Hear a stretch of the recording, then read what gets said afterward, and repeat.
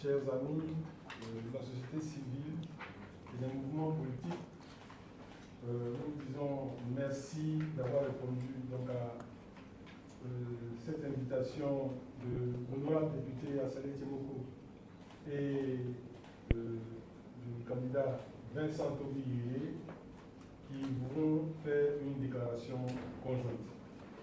Sur ce, je vais laisser la parole donc aux concernés pour nous entretenir sur l'objet de cette rencontre. Bien, merci beaucoup. Je voudrais saluer tous les confrères, que je suis confrère aussi, qui sont présents, qui ont répondu à notre invitation. Il s'agit d'un point de presse conjoint que nous avons décidé, en tant que candidat à l'élection présidentielle, d'organiser afin de donner l'information à la Côte d'Ivoire de ce que ces deux candidats que nous sommes en train de préparer pour la Côte d'Ivoire silencieuse. Et donc il était utile que nous vous invitions à venir ici pour participer à cela, pour être témoin de cette page de l'histoire politique de la Côte d'Ivoire qui s'écrit, afin d'en rendre compte. Et donc c'est un communiqué que nous allons lire, à la suite duquel vous aurez la parole, éventuellement pour poser des questions. Merci beaucoup.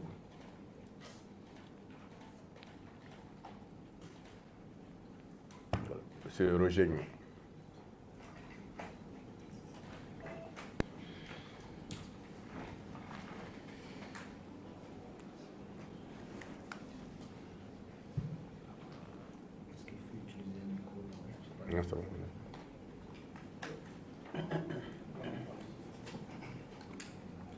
Communiqué conjoint.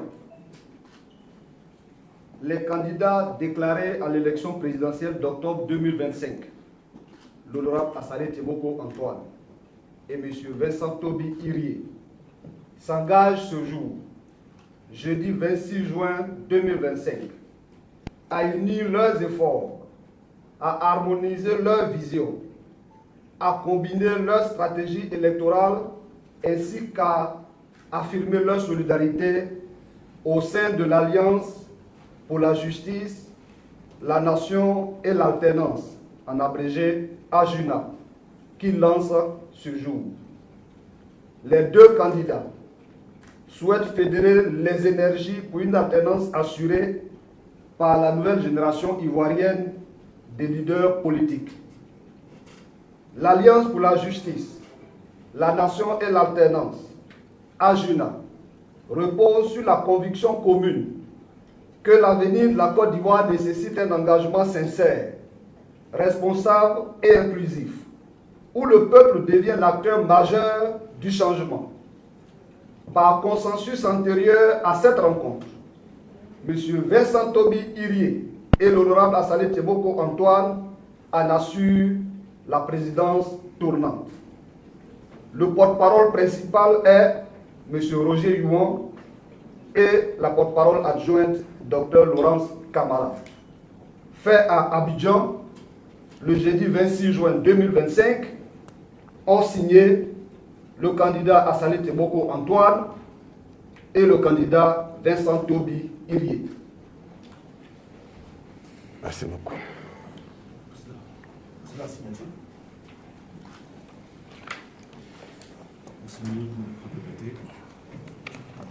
Les deux présidents vont donc procéder à la signature du communiqué conjoint pour sceller donc cette alliance stratégique .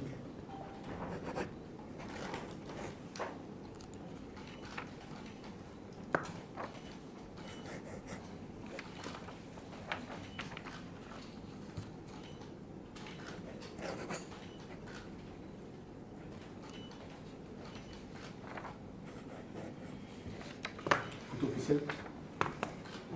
Ouais. Donc, on se met debout pour échanger Non, on garde celui-là. Un seul. On va taper un seul. Communiqué signé.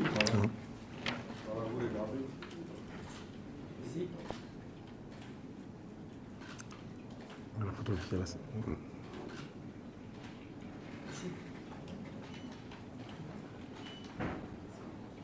Bon, merci beaucoup. On va faire la photo qu'on devait faire. La photo qu'on devait faire. La photo qu'on devait faire, on va faire maintenant. Je vais laisser faites-la maintenant. D'accord. Panier de main, photo ici. Ici. Ici.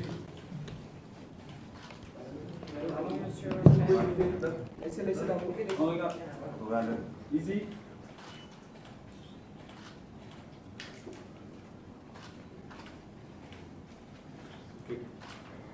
Merci.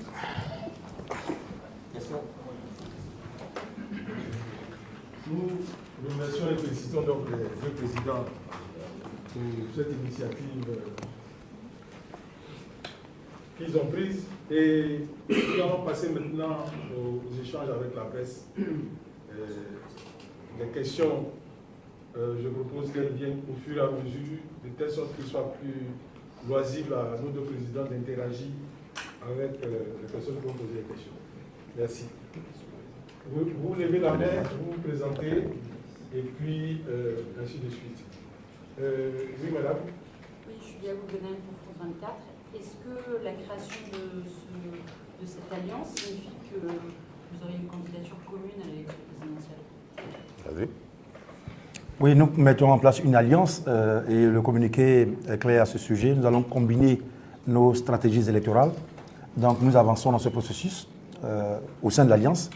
Chacun à son niveau en tant que ADCI et nous en tant que candidats indépendants. Et donc au fur et à mesure que nous avançons dans le processus, nous avons déjà prévu des passerelles et la mise en commun de nos efforts. Donc vous serez situés sur cela dans quelques semaines. Mais nous sommes une alliance, nous avons le même objectif, nous avons la même vision, nous avons presque le même projet de société et nous évoluons dans la même direction. Oui, allez-y, monsieur le président. Stéphane Kwasi, journaliste à Reflet TV. J'aimerais savoir comment se fera, la première question de savoir comment se fera les alternances pour la présidentielle. C'est-à-dire à quel moment l'autre finit son mandat pour passer la main à l'autre. Et nous savons qu'en Côte d'Ivoire, la plupart du temps, les alliances finissent par rompre ou bien à cause du manque de respect des contrats d'alliance. Est-ce que nous n'avons pas assisté à une rupture à cause du pouvoir? Ben, écoutez, il faut donner le bénéfice de la bonne foi. C'est vrai que nous avons été habitués à des alliances qui ont volé en éclats, parce que très souvent, elles ont été conçues sur des opportunismes. Et là, ce que nous faisons, ce n'est pas quelque chose qui a été décidé seulement hier. Hein. Ça fait plus d'un an que, de façon stratégique, nous avons travaillé. Un an et demi que, de façon stratégique, nous avons travaillé sur cette journée qui se réalise aujourd'hui. Et donc, nous pensons qu'il y a une convergence dans ce que nous faisons, il y a une convergence dans ce que nous disons, qu'il y a une volonté réelle de faire les choses autrement, de participer à faire la politique autrement dans notre pays. Et donc, de ce point de vue-là, nous nous retrouvons sur le même plateau en quelque sorte. Au-delà de ça, vous parlez de présidence tournante, ce n'est pas la présidence au niveau du sommet de l'État, c'est au niveau de l'alliance que nous avons créée. Et nous sommes en convergence. Ça veut dire qu'on est à 4 mois des élections présidentielles. Et donc, ça veut dire que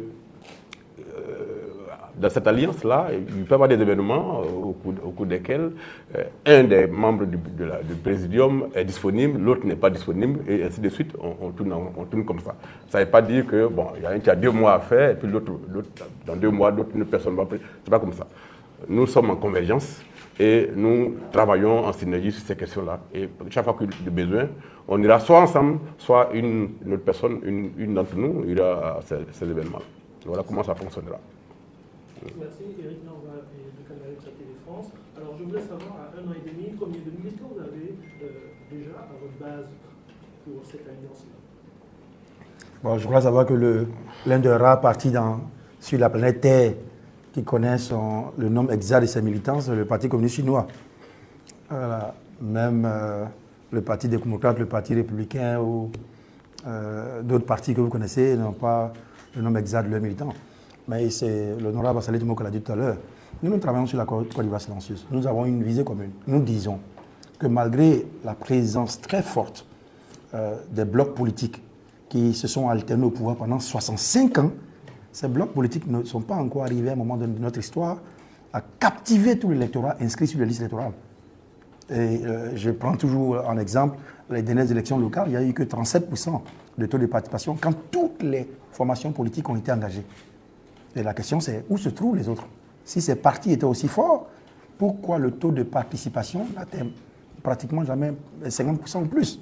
Donc il y a une Côte d'Ivoire silencieuse qui ne va pas aux réunions, qui n'est pas sur les réseaux, qui ne fait pas d'activisme politique, mais qui aspire au changement. Et nous pensons d'abord prioritairement viser cette Côte d'Ivoire silencieuse. Maintenant, en termes de militants, vous savez que l'honorable Assali Tomoko est un élu, il est doublement élu. Et même si j'ajoute même la réélection au niveau de la députation, il est élu 3 fois. Et nous, on a exercé des fonctions territoriales sur une population de près de 7 millions d'habitants qui ne sont pas nos élus, nos électeurs. Mais nous, en tant que dans une organisation antérieure de Home Nouvelle, nous avons sillonné la Côte d'Ivoire, nous avons rencontré énormément de populations. Et donc, nous parlons à cette masse silencieuse, à cette Côte d'Ivoire silencieuse, qui a de nouvelles aspirations. Et nous voulons être cette génération qui porte ces nouvelles aspirations par des valeurs, mais également par une vision pour mettre fin au cycle de conflit qui n'a que trop duré en Côte d'Ivoire. Prochaine question. Oui, vous vous présentez. Ismaël Ango, Radio de la Paix. Alors, quelle sera la prochaine étape après avoir créé cette alliance? Alors, dans le communiqué, vous avez dû voir que ce consensus antérieur, ça veut dire que là, c'est un communiqué que nous avons lu qui donne écho de l'alliance que nous avons décidé de mettre en place. La prochaine étape, c'est de travailler sur les questions qui sont aujourd'hui les plus essentielles. Il y a le parrainage qui commence, il y a l'environnement électoral, il y a tout ce qui entoure l'organisation des élections, la crise de confiance qu'il y a entre des acteurs politiques et l'appareil qui organise les élections. Et donc, c'est faire en sorte que nous ayons une vue commune sur ces questions-là, chaque fois qu'elles vont être mises sur la table. Ça, c'est la première chose. La deuxième chose, éventuellement, une fois qu'on aura fini les parrainages et qu'on aura déposé les candidatures, nous allons voir avec l'évolution de la situation du pays par rapport à la convention que nous pourrons signer ultérieurement, quels sont les éléments sur lesquels nous allons travailler en synergie, porter la même voie, et puis bon, éventuellement, en fonction de ce qui va se faire sur le terrain, nous déciderons. C'est une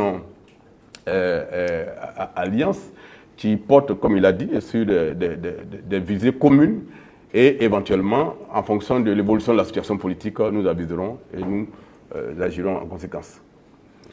Et en complément de ce que dit l'honorable Assali Tomoko Antoine, tout part même de la base, parce que si les alliances sont fragiles, comme mon ami de Reflet TV l'a dit, c'est une réalité. Les alliances sont fragiles, ce n'est pas seulement en Côte d'Ivoire, mais c'est ailleurs. Le temps de quelques jours, quelques mois, le temps d'une élection, c'est la vie des alliances. Mais nous, on ne souhaite pas avoir ça parce que nous avons une relation qui date depuis longtemps, professionnelle humaine, et on espère bâtir sur ça. Mais tout part de la vision. Et nous, ici, sur cette table, avons décidé dans notre programme de gouvernement que nous avons chacun de son côté, de mettre en priorité le social, de réconcilier les Ivoiriens avec eux-mêmes et de donner, comme nous le disions, de verser une âme dans le béton qui a été coulé, d'humaniser les politiques publiques pour que les citoyens ivoiriens profitent des fruits de la croissance, mais également qu'ils sentent la liberté d'aller et de venir et la stabilité démocratique. Et ça, c'est une base. On a environ 6 points de son côté comme du mien, où on a des points de convergence sur cette visée-là. Donc, en plus des éléments tactiques ou stratégiques qu'il a mentionnés, il y a également le projet pour l'avenir si nous accédons au pouvoir. Prochaine question. Alors, 5 présentations de vos axes de votre programme de gouvernement sur la Côte d'Ivoire. Bon, je pense qu'on l'a déjà dit, nous. Hein, on a dit, on aura l'opportunité de venir sur le programme de gouvernement. Ouais, mais vous aurez les documents, vous serez amplement informés. Nous sommes pour l'instant dans le processus technique, comme il a écrit. Vas-y. Ben donc, c'est ça. C'est en quelque sorte juste pour informer de la mise en place de cette alliance stratégique que nous avons créée. Après, tous les éléments qui sont derrière cette alliance-là, vous les aurez, en tout cas en temps opportun. Vous verrez sur quoi nous sommes en convergence, sur le modèle que nous voulons implanter pour la Côte d'Ivoire. Il a dit, il y a une nouvelle façon de faire qui arrive, il y a un rafraîchissement du paysage politique ivoirien qui arrive. Et je le dis tous les jours, la Côte d'Ivoire est à la fin d'un cycle. Par quelques bouts qu'on le prenne, nous sommes à la fin d'un cycle politique. Qui sont ceux qui arrivent après cette classe qui a commencé en 90 et qui est sur le chemin de sortir de la scène? D'où ils viennent, quel est leur parcours social, quel est leur projet pour la Côte d'Ivoire, quel est leur positionnement par rapport aux problèmes des Ivoiriens. C'est ça que nous voulons mettre en place. Donc vous aurez en temps opportun tous les éléments qui concourent à expliquer en profondeur ce projet. Ouais. Quand ils signaient l'alliance RHDP à l'époque, ils sont allés ensemble, ils sont allés chacun de son côté. Et c'est après le premier tour qu'ils ont dû maintenant allier leurs forces. Et une alliance comporte déjà toutes ces stratégies de ralliement et à quel moment. Donc c'est ce que l'honorable vous disait. Tout ça est prévu dans l'accord que nous avons. Donc l'environnement est assez compliqué, vous le savez. L'environnement démocratique est compliqué. Est-ce qu'il n'y aura pas d'autres alliances avec d'autres grands partis politiques plus tard? Pas d'autres rapprochements. On l'a dit, hein, nous on est ouverts. D'abord, nous n'avons pas eu besoin de rentrer dans le grand rassemblement, dans les grandes alliances pour défendre l'inclusion. Notre communauté le dit. Chacun de nous, dans nos interventions publiques, nous voulons une large participation de tous les acteurs politiques. Parce que nous ne voulons pas arriver au pouvoir, nous, demain, et puis passer tout notre temps sur les questions de réconciliation, de gérer des conflits. On veut développer, on veut apporter quelque chose à la Côte d'Ivoire. Donc, pour que demain, notre gouvernance soit sur un socle solide, il faut une large participation, il faut une Côte d'Ivoire réconciliée, il faut une Côte d'Ivoire qui reconnaisse notre légitimité. Et pour y parvenir, il faut que tout le monde y participe. Donc, nous défendons les valeurs démocratiques. Et demain, s'il y a des situations qui nous permettent de mettre en commun nos énergies, nous allons apprécier en ce moment et avancer. Mais nous sommes partants, nous partageons les idées de la grande opposition dans son ensemble. Tout à fait. Question suivante. Oui, monsieur. Dernière question. Hein. Ah oui, Jean-Paul, le Reflet TV. Alors vous assurez la présidente ou non? Alors actuellement, qui est le président, qui est le vice-président? Non, il n'y a pas de vice-président. C'est un présidium. C'est un président. Voilà, ça s'arrête là. Question suivante. Bon, on a dit que c'est la dernière. Oui, Voilà. s'il vous plaît. Vous présentez? Je suis Patrick Kounda, dirigeant de société dans la recherche et le développement. Et ma question donc tient au fait que tout à l'heure, tu as dit, vous avez bien dit que la plupart du RGPDC, comme tu as dit, est-ce que vous avez déjà eu suffisamment de signaux verts disant que si vous partez avant de disperser pour le tour, vous avez une chance de vous retrouver au deuxième tour? On n'a pas dit qu'on partait avant de disperser pour l'instant. On vous a dit tous les éléments de l'alliance vont venir au fur et à mesure que nous avançons.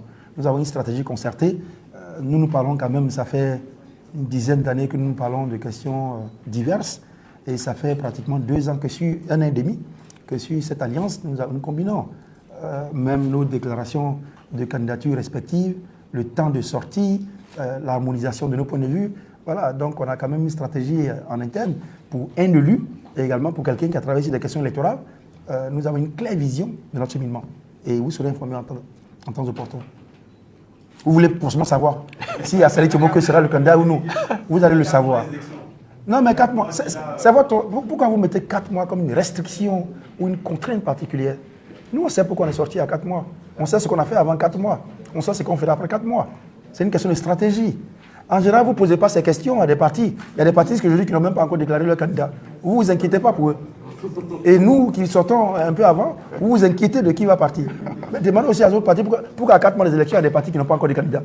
Ça ne gêne pas. Hein? Mais non, nous avons notre stratégie, donc soyez rassurés. Nous avons harmonisé nos points de vue, nous avançons. Vous verrez. Merci. Alors, avec la permission de nos deux présidents... Non, il ne faut pas le faire. Pas le faire, ils vont prendre l'image. Ils vont prendre l'image. C'est pour nous.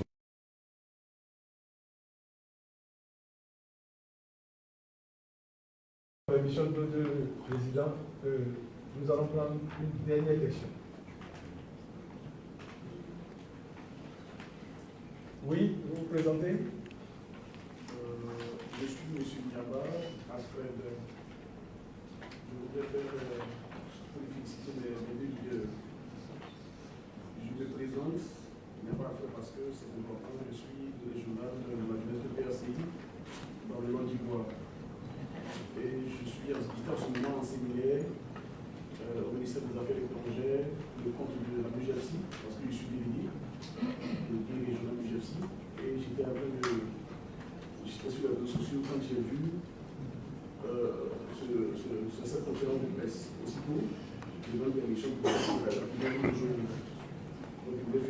sincèrement féliciter les deux leaders que moi j'adore personnellement.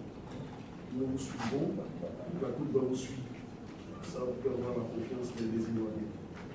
Seulement, je voudrais que la conviction avec laquelle vous marchez soit réelle, soit solide. Merci à vous. Merci beaucoup. Votre contribution. Bon. La conférence est terminée.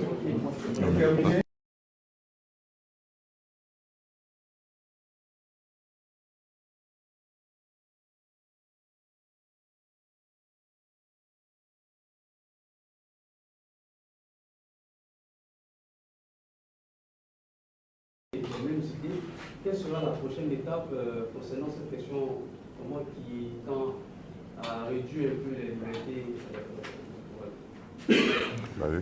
L'honorable, moi, on avait décidé, je croisais les doigts pour que cette question ne vienne pas, parce qu'on a décidé de ne pas en parler. Parce qu'on en parle et il y a des gens qui pensent que c'est parce qu'on a peur du parrainage qu'on en parle, alors qu'on interpelle l'opinion nationale sur un danger du processus. Malheureusement, le nouveau réveil était là pour nous rappeler qu'on doit revenir sur cette question. Laissez-moi on va faire un point très clair sur la question du parrainage. Il y a un document qui circule là. Le jeudi passé, dans cette même salle, nous étions en conférence de presse. Et nous avons développé cela. Vous allez avoir, prenez avec l'assistante qui est là le document. Mais nous allons être très clairs. Le parrainage en lui-même n'est pas un problème si on pense qu'on doit valider des candidatures. Nous ne trouvons pas normal qu'un pouvoir arrive et qu'il estime qu'il arrivait tellement facilement qu'il faut mettre des goulots d'étranglement pour tout ce qui doit venir. Parce que ça n'existait pas quand le RHDP a gagné le pouvoir. Le parrainage n'existait pas. Laurent Gbagbo face à Oufo Boigny et face à Jean Gueye, il n'y avait pas de parrainage.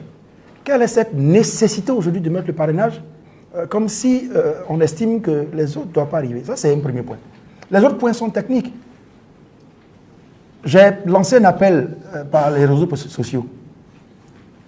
Au lieu que l'institution en charge des élections nous réponde, ce sont les cyberactivistes, des journalistes. En Côte d'Ivoire, on n'a même pas de respect pour la connaissance. C'est-à-dire que quelqu'un, lui seul, il parle d'agriculture, de physique quantique, d'aéronautique, d'élection, de riziculture. Mais on parle d'un problème technique, il s'agit du parrainage. Et on nous répond. Je demande à vous, la presse, appelez la commission électorale, qu'elle vienne dans une salle chez elle, qu'elle fasse la démonstration du parrainage et vous allez juger. Ce que nous avons entendu lundi est effarant. Il ne faut pas demander d'un pays comme la Côte d'Ivoire d'abord de nous donner des tablettes. Ensuite, nous avons enregistré des gens. On va faire la reconnaissance faciale de ceux qui votent pour nous. Reconnaissance faciale pour voir si la forme du visage correspond à la photo qu'il y a dans la liste électorale. On va prendre leurs empreintes digitales. On va intégrer leurs données alphanumériques. On va voir des puces. Est-ce que vous pensez que c'est possible ça? Pour aller à Djoko Carrefour, où il y a 800 morts, vous pouvez demander à quelqu'un de donner son empreinte, sa reconnaissance faciale pour vous parrainer, pour qu'il ait des problèmes demain. Ou pour aller à Dabou, où il y a eu 9 morts. Pour aller demander aux gens de donner toutes leurs identités, cartes d'identité, cartes de lecteur, numéro de téléphone, tous les éléments, les données alphanumériques et biométriques. Vous pouvez aller en bateau, il y a eu 5 morts, pour demander aux gens de venir faire ce genre d'exercice. Pour aller à Bonois, où il y a eu 4 morts. Pour aller à Daoukro, où il y a eu 9 morts, pour demander aux gens de déclarer leur choix pour vous. Pour aller à Guézon, où il y a eu 7 morts. Donc on dit qu'il y a des éléments techniques évidents et sécuritaires. La Côte d'Ivoire est trop fragile pour qu'aujourd'hui, là, vous dévoiliez. Même les pays les plus sécurisés au monde, prenons une démocratie comme la démocratie américaine, le vote est secret. Il n'y a aucun pays sur la terre où le vote est ouvert. Le vote est secret partout. Justement à cause des questions de sécurité, pour respecter les choix. Vous mettez un parrainage où n'importe qui peut savoir par n'importe quel jeu que telle personne a voté pour moi. Et si demain il y a des situations de sécurité, les gens seront victimes de violences, comme ça a été ici en Côte d'Ivoire. Donc notre point est très clair. On complique pour rien. Les partis politiques, il y a des partis politiques qui estiment être écartés du processus. Et même nous encore qui sommes dans le jeu là, il y a des obstacles techniques qui sont incompréhensibles. Et c'est ce que nous mettons devant l'opinion nationale. Et quelqu'un m'a demandé, mais pourquoi les partis n'en parlent pas? Mais parce qu'ils ne savent pas. Il y a combien de partis qui ont fait le parrainage en 2020? Il y a une situation de tension en 2020. Ils ne savent pas. Et au moment où je vous parle, je crois qu'il y a un parti qui parallèlement est en train de faire une conférence de presse sur le parrainage. On attend de voir ce qu'ils vont dire. Ils ne savent pas, ils ne l'ont jamais fait. Donc ils ne savent pas. On me dit tel a eu, mais ils ne savent même pas de quoi il s'agit. Nous sommes quand même techniciens dans le domaine et on dit qu'il y a des obstacles. Notre rôle, c'est de prévenir la Côte d'Ivoire. Et vous allez voir, avant la fin du dépôt des candidatures, vous allez entendre ce que nous disons maintenant, vous allez entendre les gens se plaindre. C'est ça la question que nous posons. Et c'est inutilement un obstacle dans un processus qui a des différences techniques et aussi des faiblesses politiques. Et dernier élément que je voudrais soulever, vous êtes tous de la presse ici, et merci d'être venus. Quelqu'un dans cette salle peut me dire s'il a une copie du calendrier électoral?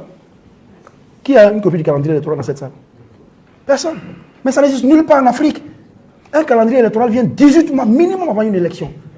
Où on sait exactement ce qu'on va faire, quel jour, quelle réunion, on va lancer le parrainage, on va lancer la collecte de candidatures, la formation, le recrutement, la mise en place de toile, l'impression des documents, la validation. C'est un calendrier électoral dans tous les pays. D'Afrique, c'est comme ça qu'on fait. Mais on n'a pas de calendrier, on va à une élection, on n'a pas de calendrier. Et j'ai vu quelqu'un sur Facebook dire non, la Constitution est un calendrier. Je dis, tout le monde parle de tout. Les gens n'ont pas de respect pour la connaissance. On parle d'une matière technique, bon, les gens aussi viennent mettre leur... Je ne comprends pas. On n'a pas de calendrier électoral. Et il n'y a même pas de cadre de constatation avec les candidats pour l'instant. Rien. Ce n'est pas possible. Tous les pays, allez Google, tous les pays d'Afrique ont un calendrier électoral qui dit à telle date, qu'est-ce qu'on fait? On va dans une salle. Donc, un exemple. Lui et moi, on s'appelle, on a une réunion à la CEI sur le parrainage le lundi. Et on se rend compte qu'on nous a séparés. On ne comprend pas pourquoi. D'abord, 2 groupes pour des candidats qui doivent faire connaissance. On ne sait pas pourquoi. Deuxièmement, on arrive à 10h. On dit non, la conférence avait commencé à 8h30. Parce qu'on vous avait appelé, on n'a pas eu. Ok, on participe quand même. Mais il faut que vous ayez votre carte de lecteur avant de rentrer. On va chercher la carte de lecteur. On est assis dans la salle. On nous présente même le matériel. Puis la machine même que la CEI nous présente n'est même pas là. On n'a pas de calendrier. Et on nous informe qu'il faut qu'on nomme nos délégués régionaux dans 4 ou 5 jours parce que 28 c'est le dernier délai. On ne fait pas une élection comme ça. Il y a un b.a.-ba pour l'organisation de l'élection, c'est la transparence. Et en plus, sur nos dispositions, on dit nommez vos délégués régionaux. Monsieur de niveau de qui a posé la question, vous, je ne sais pas où vous habitez, mais supposez que vous habitez à Port-Boué. Mais vous êtes efficace chez vous, par exemple, à Diokwe, ou à, je ne sais pas, à Fungbeso. La commission électorale nous dit que nos délégués régionaux que nous allons envoyer là doivent être inscrits sur la liste électorale de la localité où ils vont parrainer. On nous impose même notre stratégie interne, notre organisation. À partir du moment où l'élection présidentielle, c'est une circonscription unique qui est nationale, il n'est plus question de savoir si quelqu'un est inscrit je ne sais pas, à Douala, à Oulodio. Non, parce que c'est unique. Et toutes ces sophistications, complications viennent gêner un processus qui doit être ouvert. Et voilà pourquoi nous l'avons soulevé. Et nous espérons, nous continuons d'espérer que la commission qui est en charge des élections puisse avoir un jour comprendre qu'on ne fait pas une élection comme ça. Sans calendrier électoral disponible, j'ai appris que les partis politiques se terminent. Mais une élection, ce n'est pas une affaire de partis politiques. C'est vous. Pourquoi la commission électorale rencontre les musulmans et les chrétiens pour apaiser la situation? Les élections, c'est la Côte d'Ivoire. C'est toutes les institutions, ce n'est pas les individus. On essaie de faire comprendre ça et on vous prend à témoin, vous de la presse. C'est bon sens, c'est des pratiques ordinaires. C'est comme vous voulez cuire du riz et puis il n'y a pas de l'eau dedans. Le riz va cuire comment? Vous allez manger comment? Donc c'est ce que nous disons. Tu as dit. Parce que lui a dit le RAB dit que c'est quand on lui a expliqué le parrainage qu'il n'a rien compris maintenant. Il pensait qu'il comprenait.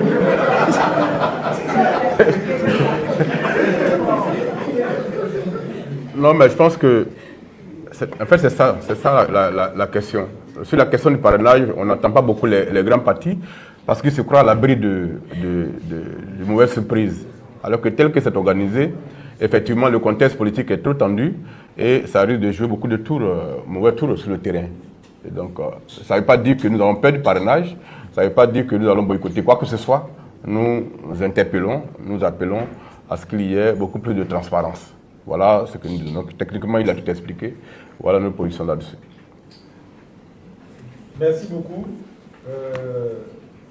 à l'honorable Charles Tibouko Antoine et à Vincent Tobiri pour cette déclaration conjointe. Cette conférence de presse est terminée. Mesdames et messieurs, merci pour votre présence et à très bientôt.